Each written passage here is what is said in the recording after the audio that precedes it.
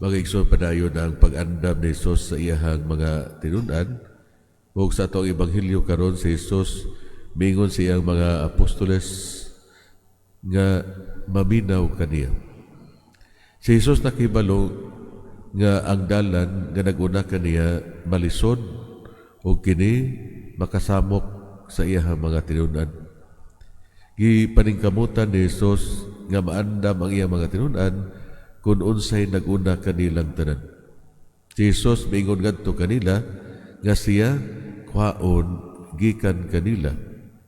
Pero sa San Lucas atong ebanghelyo karon nagingon ang kahulugan gitago gikan kanila. Dili sila makasabot kung unsay naguna kang Hesus. Sila uban kang Hesus sa iyang pagpanaw sa taas nga panahon ug nakahibalo sila sa conflict tali ni Jesus o sa mga Pariseyo o sa uban pang mga magtutudlo sa balaod. So unsa kay hunahuna sa mga apostoles human sila sultiin ni Jesus sa iyahang pagadagatan. Aduna ba sila'y idea sa pag-ingon ni Jesus nga siya itugyan sa mga punuan sa mga Hudiyo?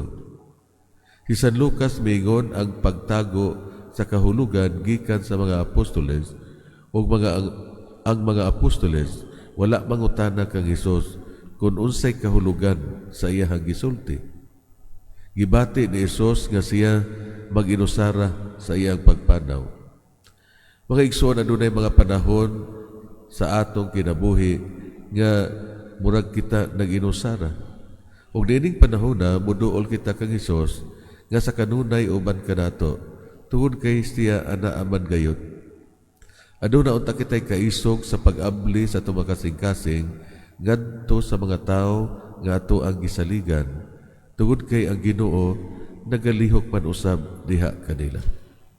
Mangutana kita karon sa atong kagalingon.